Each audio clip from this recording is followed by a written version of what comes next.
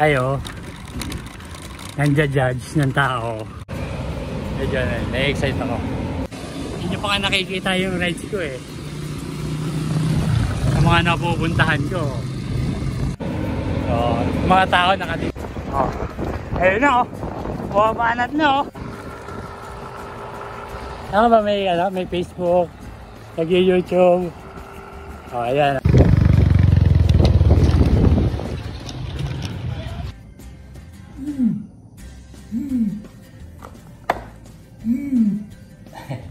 Taba, no?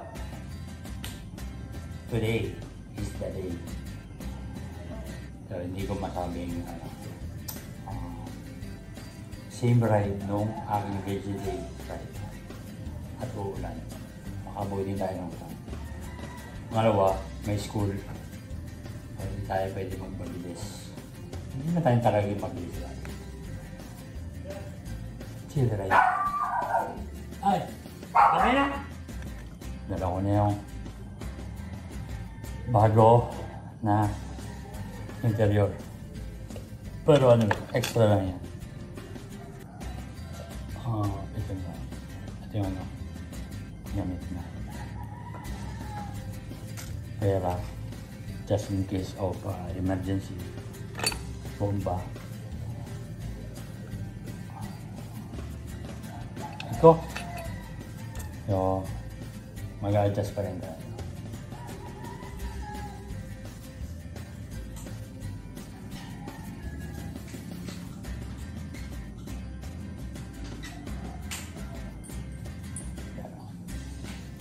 Meron pa rin. I-improve pa. So, ano ba? Ito. Anti-puncture. So, hindi ko pa pinapalitan. Papalitan ko lang siya pag binuksan ko yung tulo. Ewan ko sa magbukas eh. Parang minsan mayroong magandang setup ng tulo. Ha?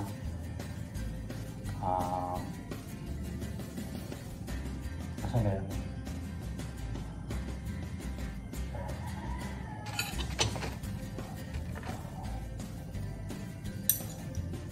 Yan na. Yan ang dalawa. Kaya ko sana mag-dran tubig. Good. Kailangan na easy ride. Pantatapat natin din sa atin. Okay na po ang tinamad kung kung saan ka tinamad.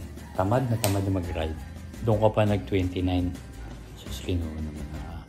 So, yun lang. Nag-ride na rin. Yun! Good morning mga madlang kabudol. Nandito tayo sa Tuburan.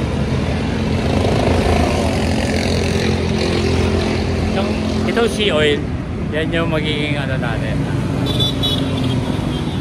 Starting line now. Starting line. Basketball, starting line now. So dito rin tayo mag-finish line. So, isiset ko lang yan. Inan ko lang yung speedometer natin. At tingin ko na makakalimutan. Napasarap agad ako eh. Lusong kasi dun eh. Pagko-compare natin yung ride natin, previous na lazy ride day, yan. Doon natin ipagko-compare yung dati kong ride at yung ride ngayon. Kung meron improvement o wala o ano ba talaga. Pero ako, nararamdaman ko naman eh. Kasi 2 years kong gamit yun. Ganun yung komportable. Sa hindi nagtatanong, at yung lang interesado, naging North Luzon Loop ako, Luzon, Visayas, Mindanao, Cebu Loop. Yan yung mga ride kong ginamit doon. Kaya gamay na gamay ko na, alam ko na yung takbuhan. Kaya itong inaas ko, mararamdaman mo agad may improvement. So yun lang. So ride muna ako. Kailangan lazy ride day. Oh. Ingat lang tayo, school day. School zone, dahan lang. Walang kapitan? Yes. Walang kapitan. Yes. So, chill ride lang. Lahat naman ng ride ko, chill ride lang. So, itong Aero Position Test 3 brought to you by Peter Ite, powered by Viagra Group Set and Sandugo Sandals. Yan. Baka naman, Sandugo. Tagal ko na sa iyo, ha. 2 years na eh. Baka naman. Twitter, baka naman. 2 years na. Subok na matibay. Baka naman. So, yun lang. Sana mag-sponsor. Wow, sponsor. Hindi. Pag nagkaroon ako ng sponsor, Philippine Loop talaga to. Ay, wag kang...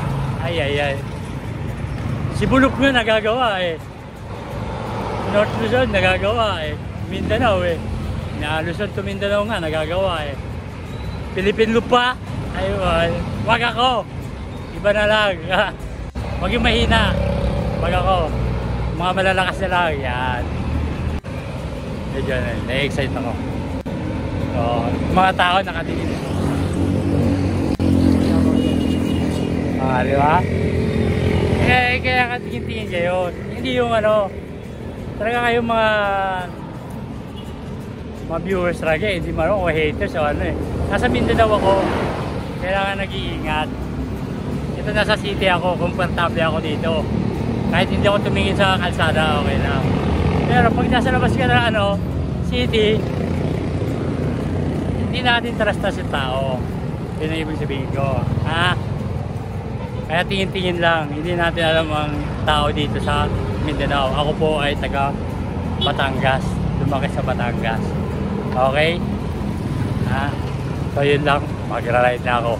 Doon ko na bubuksan yung cellphone ko sa ano, SLT. Oo nga naman. Mahirap nga naman i-maintain yung takbuhan 30. So, paano mo i-explain sa akin ngayon? Hindi ako nagiging sayo.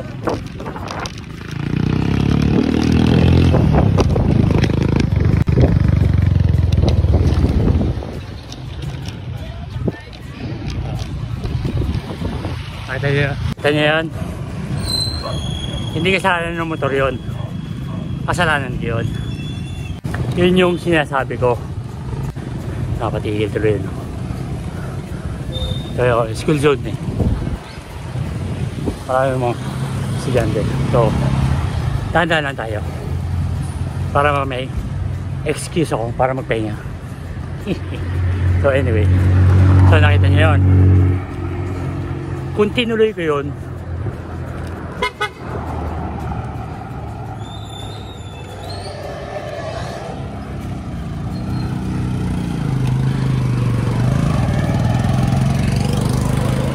bigyan ko. Kasi alam kong school yan eh. Kakanan yan. Oo. Pasok ka na yun. So yun yung ginagawa ko. So doesn't mean nagbabay ka eh tama ka na. Nauna ka sa lane. Hindi ganun yun. Mga siklista. Mga bata pa. Sabi sa inyo mga bata pa kayo. So, babasahin nyo rin yung nasa kapaligiran nyo. Hindi lang yung bike nyo lang iintindihin nyo sarili. Hindi ganun ang pagbubike. So, katulad niya pasukan. Kakaanan, papasok. Pagbibigyan mo na. Kahit anong mangyari yan, unahan mo, bilisan mo. Yun pa rin ang kalalabasan niya. Yung kanina, yung sa tricycle.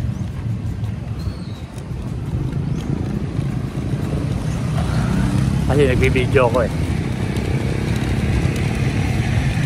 Aminado naman ako nagsamat lang ako doon. May bad. ko kagad nabasa na may, akala ko lumilingon lang siya kasi may kausap. Yun pala.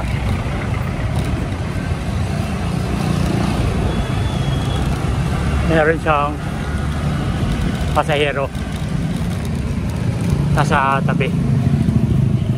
So ibig sabihin nun, okay, nakita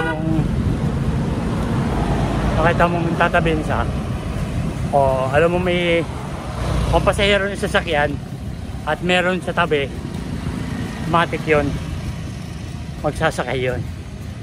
Sumakay man o hindi, titigil ang mga pampasaherong sasakyan. So yung mga nasa jeep, yung mga nababangga, naihintuan agad ng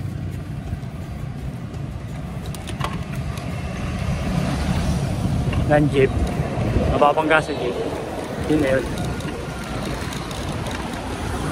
Hindi nila nabasa yung takbo ng jeep, hindi nila alam kung saan yung papara, sakayan, babaan. Yun. O yan ang pinag-aiba natin. Kayo, nagbabike lang kayo. Ako, hindi.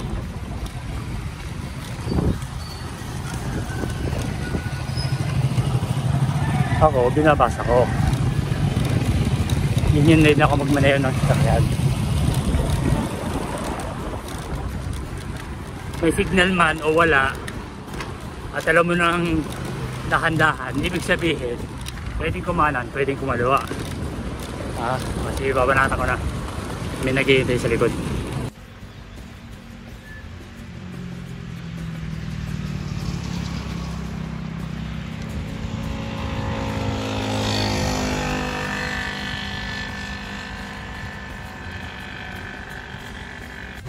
Kita nyo naman yung maganda. At open siya. At ayoko mag-depak.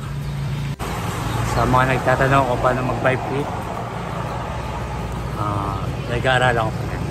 Relax lang at nagawa natin ng content. Hindi ako pro, hindi ako expert. I'm just nobody that can run 30 kilometers per hour. Wow. Powered by Sandugo. Kay shoutout natin si John Manoloto. Na-mention na ako dun regarding dun sa bike fit.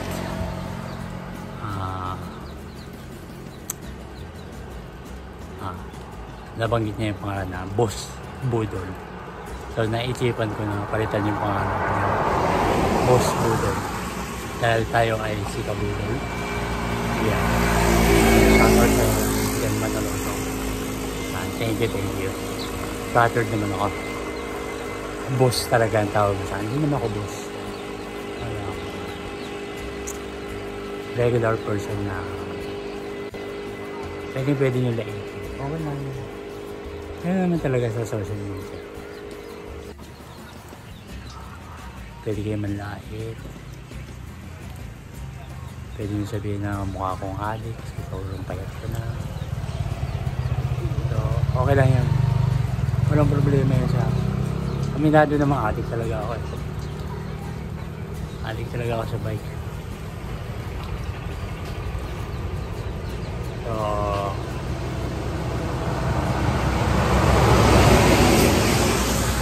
medyo ingatan lang natin yung mga salita natin. Anyway, pahinga, dadal.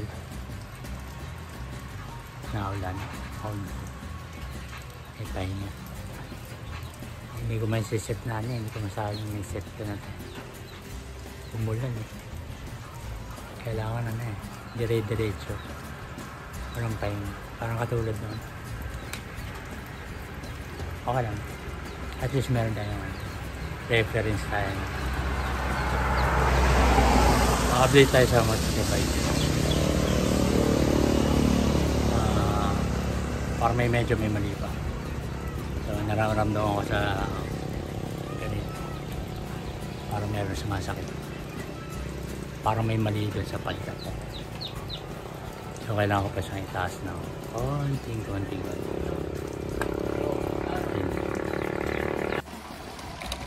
Yun mga kabudol. Ay. Takbong turista lang. Mulan eh. So, ito yung sakit ko sa pagbabike. Pag umulan, sana finish na. So, it doesn't matter na nakatila ako sa harap. Yun na yun. Natin experience sa malalayong lugar. Kahit hindi ako lumingon, alam ko may nakasunod. Nawala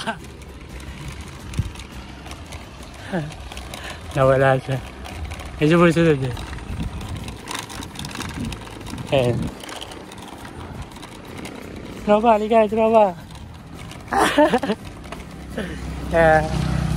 It doesn't matter. So, yan yung pinagkaiba natin, mga kabudol. Ako kahit di mag-helmet, aminado.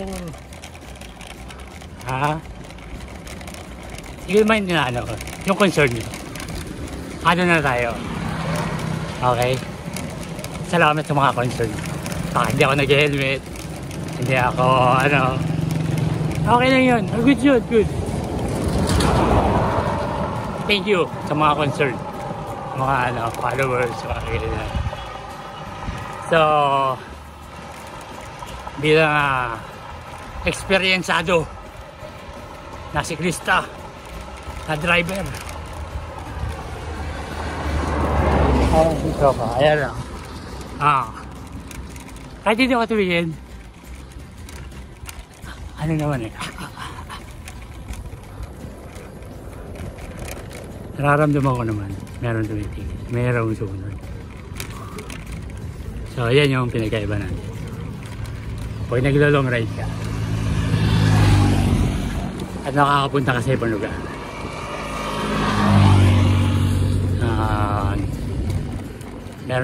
meron tayong mga instinct. So itong instinct na to kailangan yan, needs yan, kasi naglo-long ride tayo. Sa mga lugar tayo na hindi natin na inaasahan. Yung mga haters, okay lang yan. Pagdudahan nyo kung nagsasabu, okay lang yan.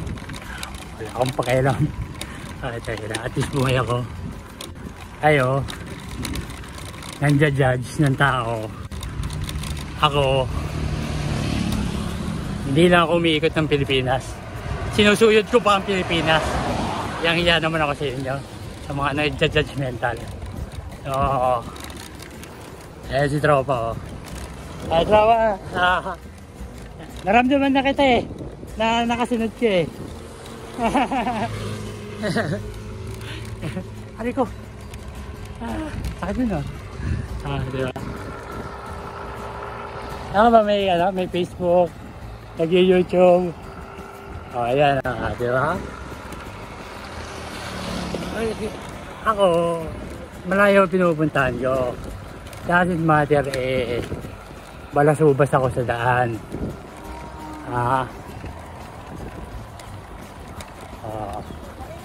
Doesn't matter na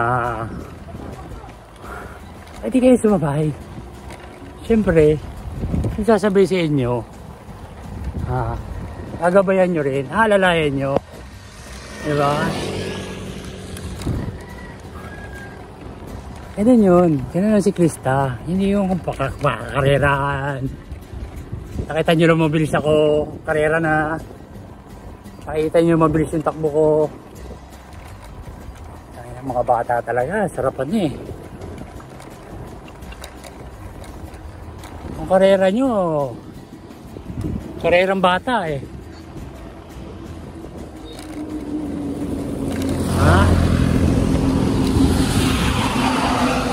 Ang karera nyo, mga bata, wala pa sa karera ko.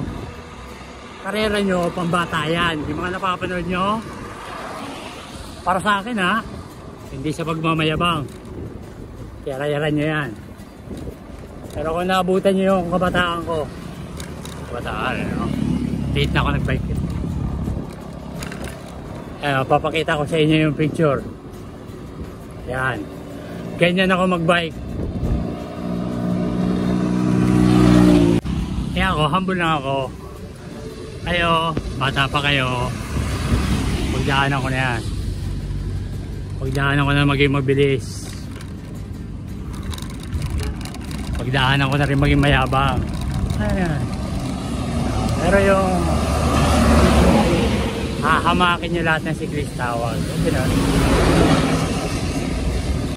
Hindi nyo pa nga nakikita yung rides ko eh. Sa mga napupuntahan ko, ginajudge nyo na kagad ako. Kaya tayo lang ang aking kabudol tips for today. Nakakatawa lang talaga kaya. Ito, nagtatapos ang ating ride.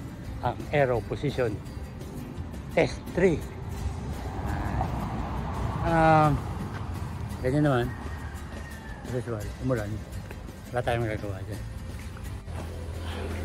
So, thank you Lord. Ride safe tayo ngayon. Lagi naman tayo ride.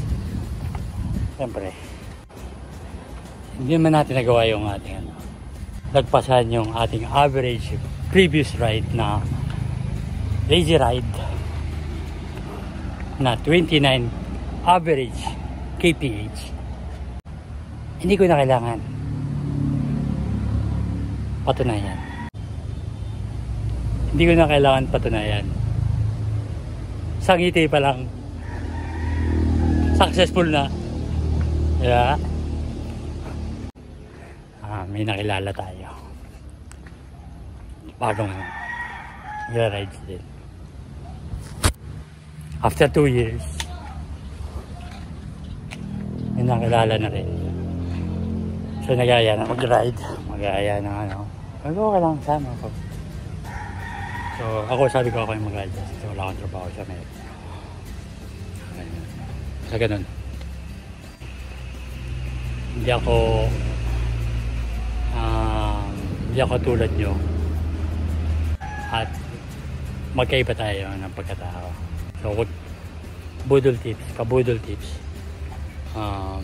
kailangan ng respeto at paggalang sa inyong pupuntahan or kahit sa mga yan, tulad ng social media. So kung ganyan yung ugali nyo at inadapt ko at dinala ko dito sa Mindanao, sabihin nyo, anong mangyayari sa akin? Tatagal ba ako sa Mindanao? Makakapunta ba ako sa mga gusto kong puntahan? Kayo, man-judge sila kayo, man-judge. Mag-judge kayo, ako, hindi ko na iniikot yung Pilipinas. Sinusuyod ko na yung Pilipinas. Yun lang.